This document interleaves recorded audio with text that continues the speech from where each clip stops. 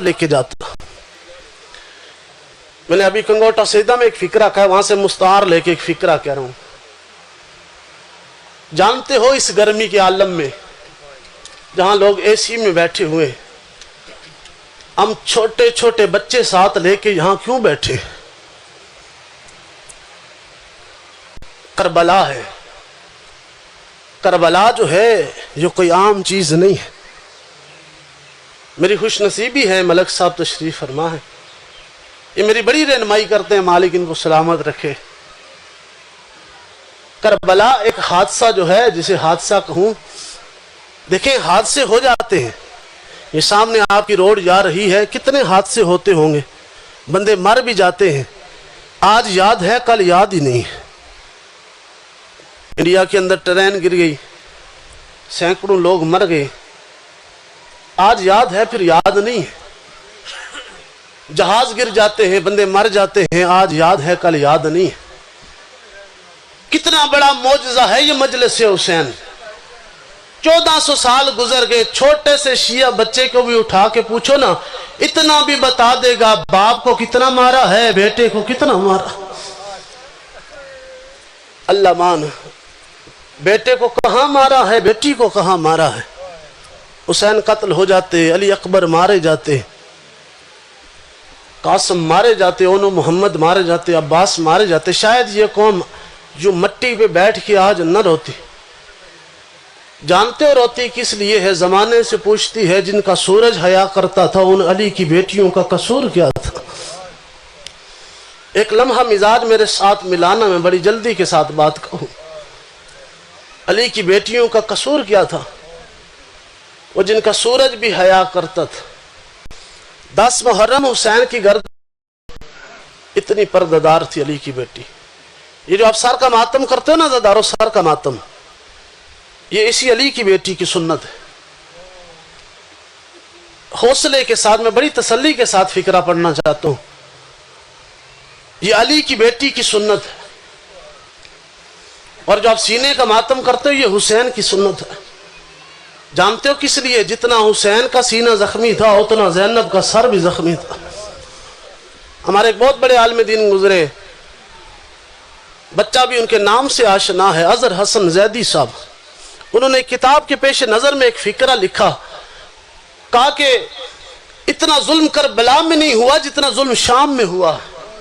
اتنا ظلم کربلا میں نہیں ہوا جتنا ظلم شام میں ہوا ہے. بندے نے سوال کیا، مجلس میں بھی انہیں فکرہ کہا اور کتاب میں بھی یہ فکرہ انہوں نے لکھا. بڑا مصائب کا ہائے کر کے اس فکرے پہ جو ہے استقبال کرنا فکرے. کہا کہ اس ہائے کا اجر انسان کو قبر میں پتہ چلے گا. یہ حسین کے درد میں، علی کی بیٹی کے درد میں جو ہائے نکلتی ہے نا، اس کا اجر قبر میں پتہ چلے گا.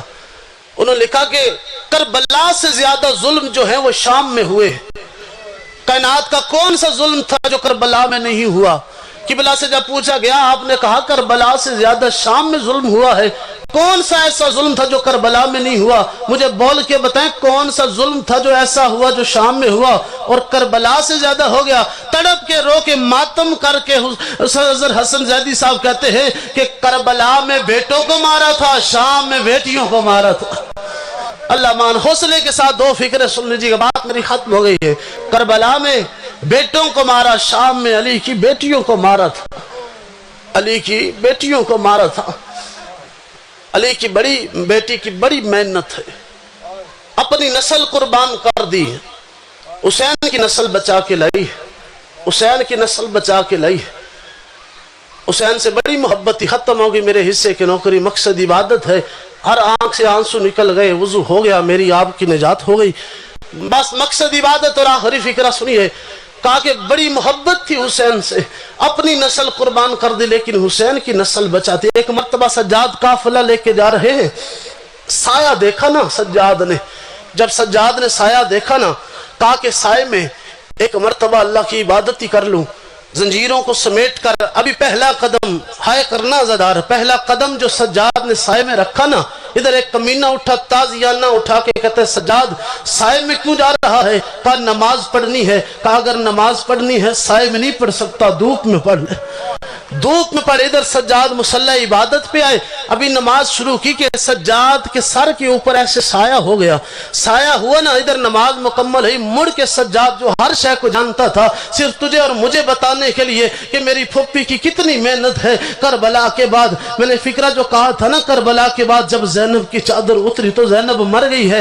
अब सज्जाद ने साया देखा तो एक मर्तबा मुड़ के देखा तो फुप्पी है। क्या किया, अपने हाथों से बालों का साया बनाया हुआ है। कहा सज्जाद तेरे बेटे, तेरे मुझसे बड़ी मोहब्बत है, तुझसे बर्दाश्त नहीं होगा, मैं बड़ी मोहब्बत करती हूँ। अब मैं एक फिक्रा और आपके दर्द के लिए, तवज्जो के लिए फिक्रा कह देता हूँ, याद रखिएगा। यहाँ मजलिस है, हर अज़ादार है, गैरतमंद शिया है। आखिरी फिक्रा है, बात खत्म हो गई है।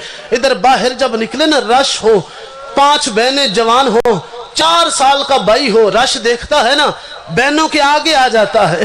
कहा कि मैं तुम्हारे पर्दों का जामन बनता हूं, मैं रास्ता बनाता हूं। 4 साल का जामन बन जाता है, खत्म होगी मेरे हिस्से की नौकरी, बात तमाम हो गई। 4 साल का भाई हो, जमानत दे देता है पर्दों की।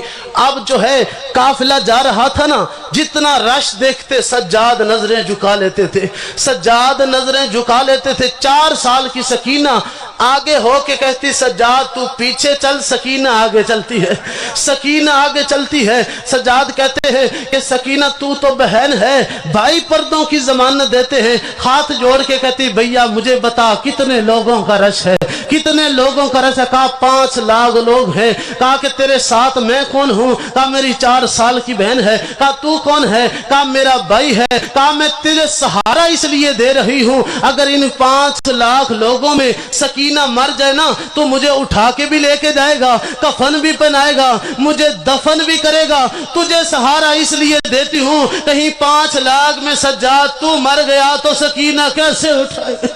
अल्लाह मान हौसले के साथ लुटा हुआ काफिला। मैंने कल कॉलेज कॉलोनी में बाजार अस्कलान आपको पढ़ के सुनाया था ना, आज एक और दरबार सुनाता हूँ। अली की बेटी जिस वक्त शाम के दरबार में आई ना, 9 लाख शराबी जो है वो शराब पी रहे, दरबार अबूर किया, दरबार में आई ना, बाजार अबूर करके 9 घंटे अली की बेटी शाम के दरबार में खड़ी रही। अली की बेटियां दीवार के साथ खड़ी रही। खत्म होगी मेरे हिस्से की नौकरी, कमीना शराब पीता रहा। मैं अभी यहाँ बैठा था, थोड़ी देर बैठा, लेकिन मुझसे उठने नहीं हुआ। ना यहाँ मेरा कोई दुश्मन है, ना कोई मारने वाला है। भूख लगे खाना मिलेगा, पानी पीना हो तो पानी मिलेगा। अब मैं लेकिन थक गया था।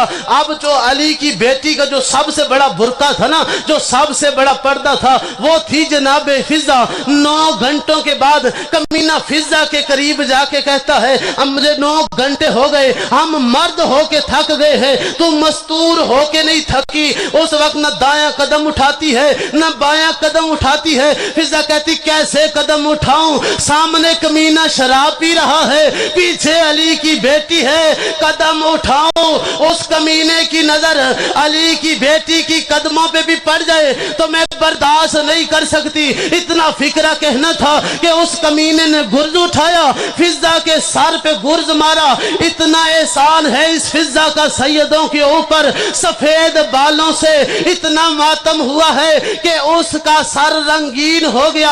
आज कोई सैयद अज़ादार यहाँ से लेकर अपनी औलाद लेके जाए, नंगे सर लेके जाए, नंगे पांव लेके जाए, फिजा के कब्र पे पैदल चला जाए, लेकिन फिजा का एहसान नहीं उतार सकता। बुरका बन के खड़ी रही अली की बेटी का। जब फिजा के सर पे गुर्ज लगा ना, अली की बेटी से बर्दाश्त नहीं हुआ, तड़प के कहा अम्मा फिजा पर्दा छोड़ दे, अम्मा फिजा पर्दा छोड़ दे। उस वक्त तड़प के कहा या अम्मा ना कह या पर्दा छोड़ने का ना कह। इतना फिक्रा कहना था कि दरबार यजीद में एक शख्स बैठा था जिसका नाम सईद था, सालार था, 400 हबशी तलवारें लेके बैठे थे। जब फिजा ने देखा ना ये सईद तो मेरे चचा का बेटा है, उस वक्त आवाज दे के कहती सईद तू है। इतना फिक्रा सुनना था, सईद ने कुर्सी छोड़ी, फिजा के करीब जाके नजरें झुका के कहते कैदन तू मेरा नाम कैसे जानती है? कहा तू सईद है। कहा हाँ सईद है। कहा कहाँ रहने के वाला है? कहा जंजबार का रहने वाला हूँ। कहा तेरा बादशाह कौन है? कहा बादशाह अशकमूस है। कहा अब जिंदा है? कहा नहीं मर गया।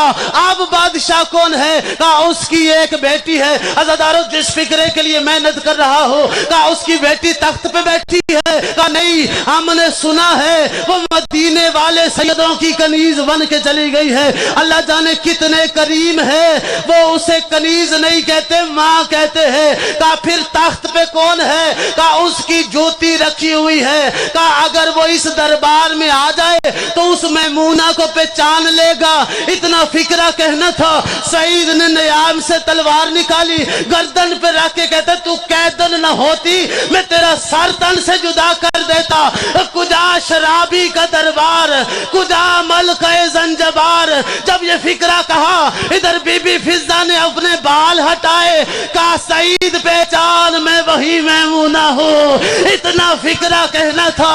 دربار سے 400 حبشی اٹھے، تلواریں نکال کر یزید کے قریب جا کے کہتے او یزید، تو نے ہر کسی کو علی کی بیٹی کی طرح لاوارث سمجھا ہے، تو نے ہر کسی کو علی کی بیٹی کی طرح لاوارث سمجھا ہے۔ اتنا فکرہ کہنا تھا، زینب عالیہ کی چیخ نکلی، آواز دے کے کہا غازی کنیزوں کے وارث آ گئے، تیری زینب کا وارث۔